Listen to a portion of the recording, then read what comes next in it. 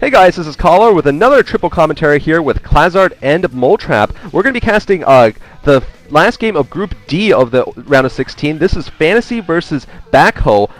Fantasy is 1-1 this group. Backho is 0-2. If Fantasy wins this game, then he will advance. If he doesn't win this game, then there will be a three-way tie between Fantasy, Backho, and C Shield for the right to lead the group. Stork is automatically out of the group. He 3-0 the group, very impressively for him. This map is Chupung-Ryeong, and just look at Fantasy. He looks like a young boxer, and I have to be rooting for Fantasy. I think if Backho, honestly, Backho makes it into late stage with a lot of OSLs or a lot of Star Leagues, and he's going for some cheese right now, but he really doesn't play that well. I think Fantasy will have a better chance.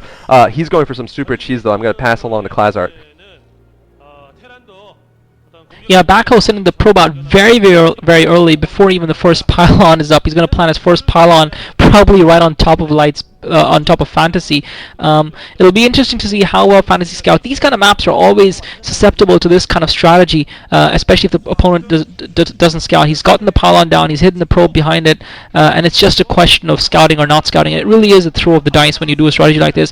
I always find it interesting when players choose to do a cheese build on a two-player map. I find on two-player maps, it's easier to scout a cheese build than it is on a four-player map. But then, I mean, I suppose overall the chance of success or failure evens out, and looks like Fantasy is not going to get the scout. So, he's seen it. He's seen the pylon, and the gateway. So Backho made a huge mistake because he pulled. Backho made a huge mistake because I think he pulled his probe out from that pylon after he put the gateway down, and he allowed Fantasy to see it. So looks like Backho is out. He tried to backdoor Fantasy, and Fantasy instead has kicked him out the back door. So Backho is out of the back door into the back alley and out of the OSL. Yeah, that was pretty ridiculous. It was almost as if Fantasy actually heard you saying, "Oh, he's not going to see he's not going to scout the proxy or whatever," because he turned his SCV around at that moment and went back to find that proxy there as well. And it looks like Backho, he's not giving up just yet, even though Klazart has him completely counted out. And I do too, actually, at this point. Backho's not really the kind of player that's able to come back from a deficit very well. But he's taken that gas. He's going to force the factory to be slower if Fantasy decides to go for a factory. It'll be really difficult for him to get a factory out. So it's possible we might be able to stave this off for a little while longer, theoretically, since Zealots, if he can get some Zealots out somehow, they'd be pretty good against just Marines. But things not looking good for Backho at all at this point. It's just a matter of time until Fantasy gets his stuff up and running. Now I remember. Actually, Much did this against Flash on the same map, Chupung-Ryeong, in Group A. But what he did was different. He actually, even though Flash did scout him, a little bit later, what Much did was continue to build gateways around that one pylon, force Flash to leave, to take out a lot of SCVs to kill them before Zealots could be produced. But here, I think Backho is in a significantly worse position. He was scouted at least 30 seconds before Flash scouted Much in that game, and hence his first gateway was killed right away. And looks like he's decided not to persist in building gateways, because that's what the Protoss player can do if he chooses to build a lot of gateways and force the Terran to attack. Looks like the refinery has actually gone down. The assimilator has gone down, so the refinery going up. And really, I really don't see Fantasy losing this game as long as he plays a fairly standard Terran versus Protoss game. He's about I'd say he's fairly ahead of Backho in terms of timing, in terms of everything. He's going to be significantly ahead. Backho right now, just getting a Cybernetics core in the factory, I think is already started, if not almost finished, for Light. So for Fantasy rather, a lot of pressure is going to be put on Backho right away here. And like Klazart said, I just don't think Backho is that great of a player to be able to deal with a totally failed cheese like what he had in this game. Yeah, it was Moletrap actually who deserves credit for that particular insight. But Fantasy does seem to have a decisive advantage. Well, it's difficult to say decisive so early on in the game. Anything's possible. We thought that Light had a decisive advantage in well, never mind. I hope I'm not spoiling the game for people who are not watching it in order or whatever. Anyway, Fantasy. Yeah, I mean, I'm not a huge fan of his. He still has to prove himself to me, as far as I'm concerned. Backho had a great season last season, pulled off some surprise results, made it fairly far, but obviously did not actually accomplish a big championship victory. But I still feel that he's impressed me more. When he first started out, I just thought he was crap. But now he's played some good StarCraft. He's beaten some good players. He's made a somewhat of a name for himself. But that cheese really did him no justice. And Fantasy should have a decisive economic advantage. Whether he can translate that into a victory is another question. Yeah, you're right. He should have it, but it looks like he's kind of. I mean, he hasn't been able to pull anything out very quickly, partly because of that gas deal there.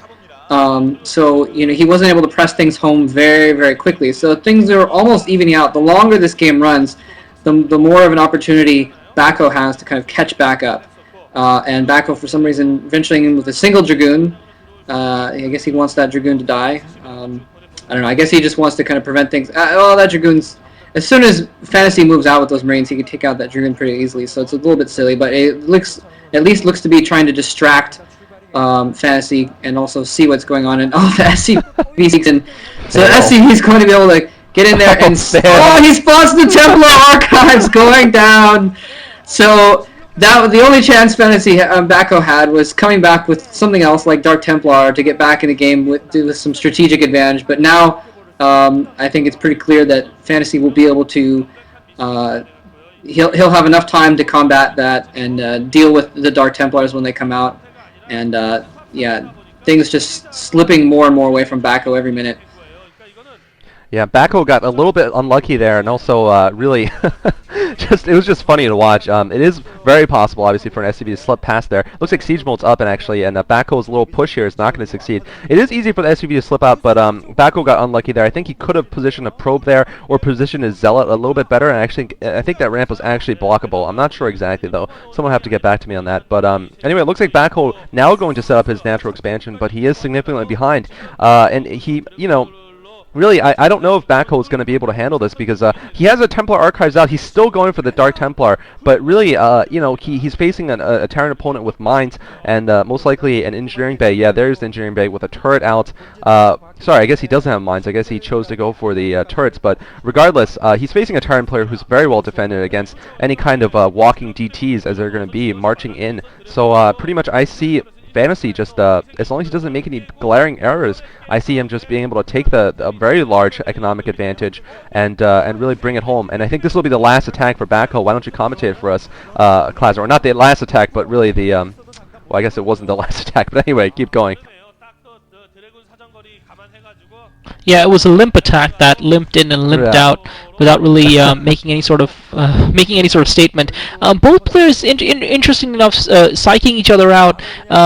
Once Backho blocked the refinery by putting an assimilator down in Fantasy's base, Fantasy, in order to be able to press the economic advantage he had from that early proxy cheese fail, once he blocked that proxy cheese, in order to press home the advantage from that, he obviously did. It looks like Backho's managed to sneak a Dark Templar around on the ramp just behind Fantasy's base. I don't think that Dark Templar is going to really be able to do any damage, but it's still sitting there and is going to give him scouting information.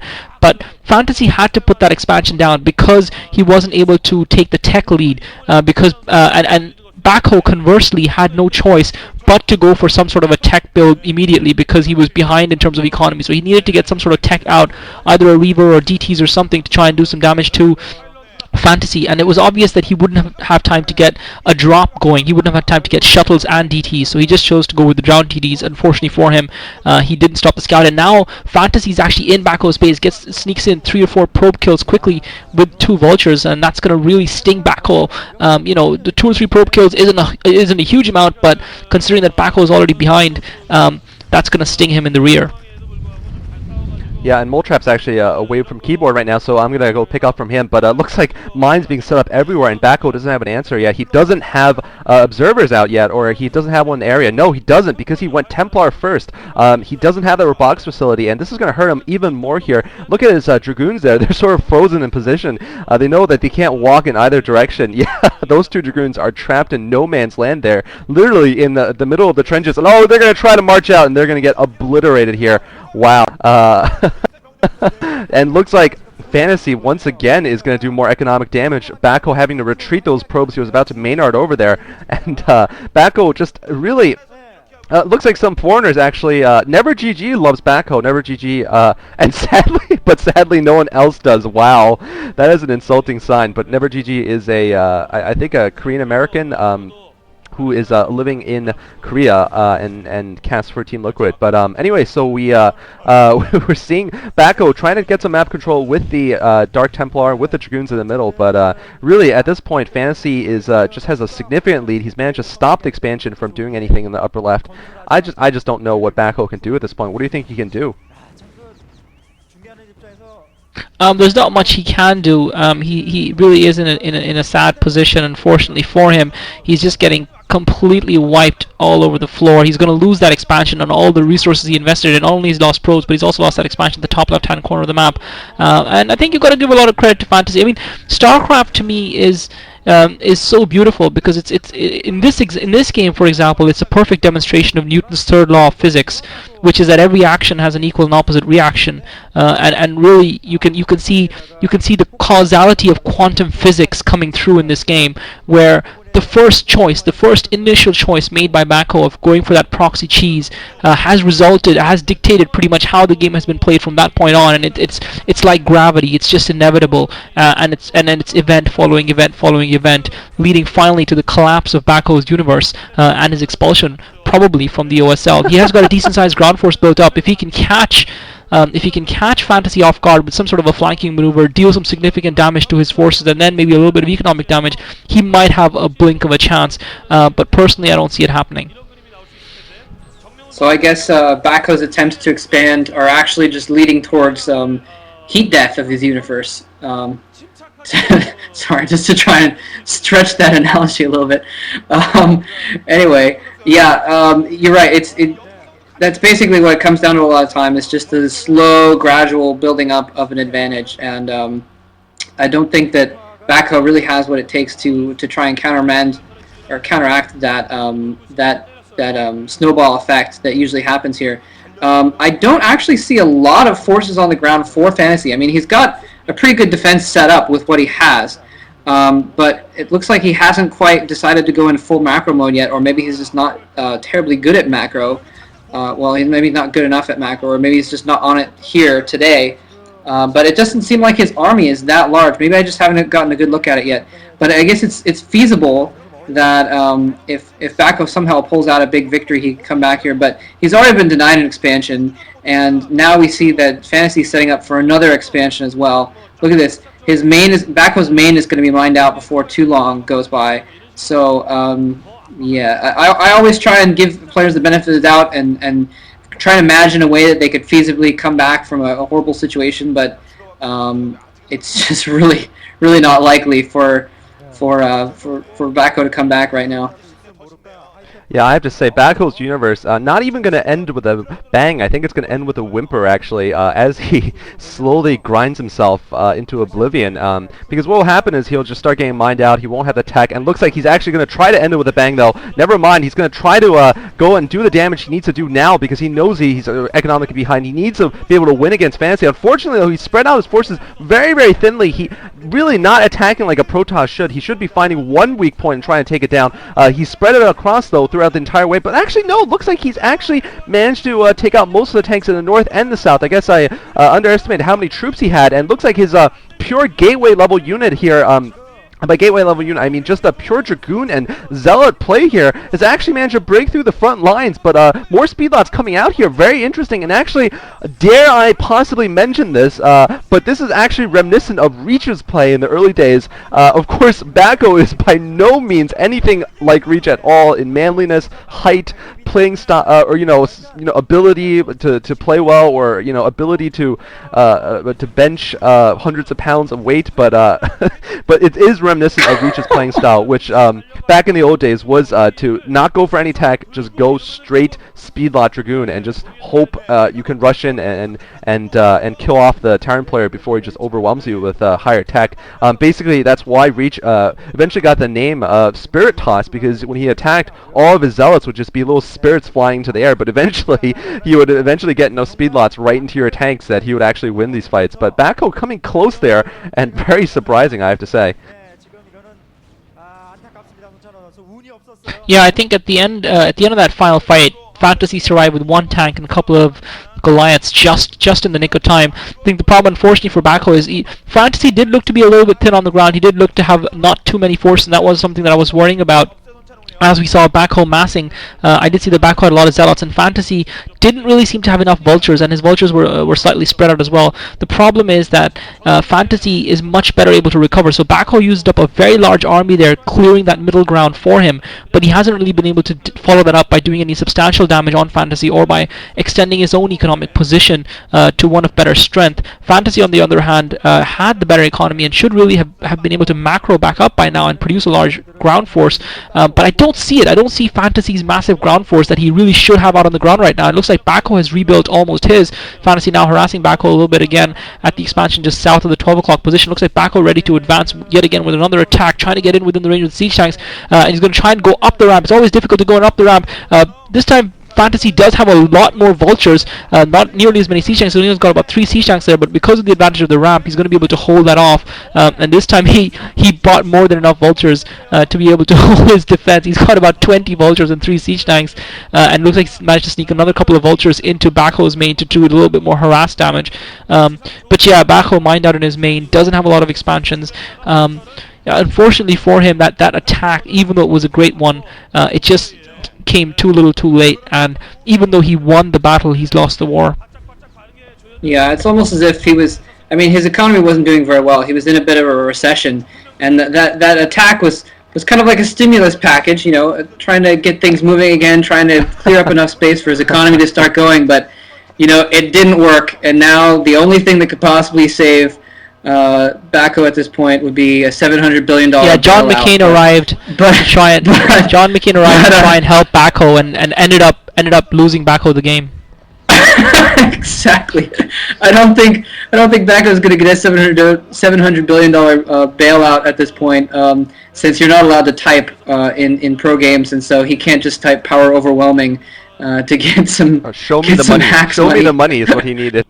Oh, is that what it is? Show me the money? Show me the money gives you 10,000 minerals, I think, and 10,000 resume. Oh, okay. Power overwhelming does something too, but... Not surprising that Caller knows all about the cheats. Ooh, is that supposed to say? Anyway, Backho, like you said, he's managed to get up this other expansion in the kind of inside 12 o'clock, but his main is mined out now, so he's still at 1.5 bases at this point, and Fantasy's all over the place, still has control of the middle, still has, and now has a major military advantage as well. I think this is going to be the last attack here, one way or another. Yeah, Templar getting picked off. Those were the only chance that Backho had of not winning but surviving another few minutes, and those Templar getting sniped, I think, makes this the end of the game. And there you go. Backho leaving with the characteristic ZZ Yo, but unfortunately he is ZZ Yoing himself into 0-3, as cool as his little moniker is of typing out. He's definitely been practicing typing out a lot recently by losing so many games. I'm sorry, but that's the 3rd time I've seen ZZ Yo in just a few games, so I mean, certainly getting a lot of practice to try out his GGing skills.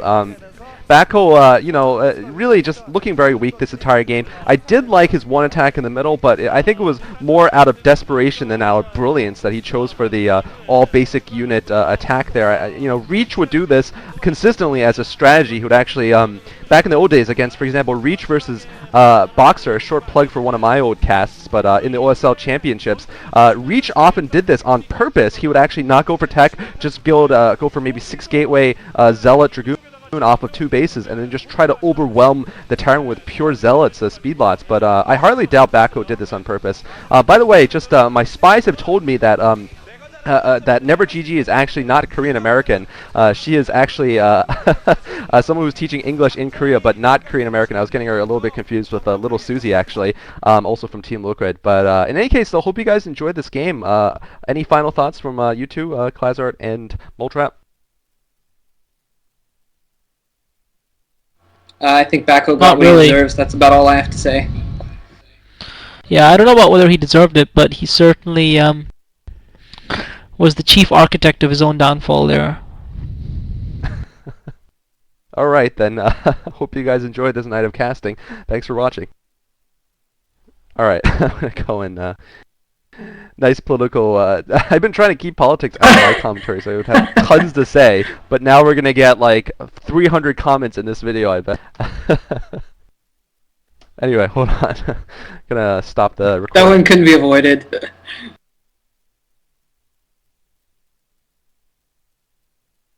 Yeah, it was too much of an open opportunity. So are we gonna do Flash versus whoever soon? But Bisu, sorry, not who.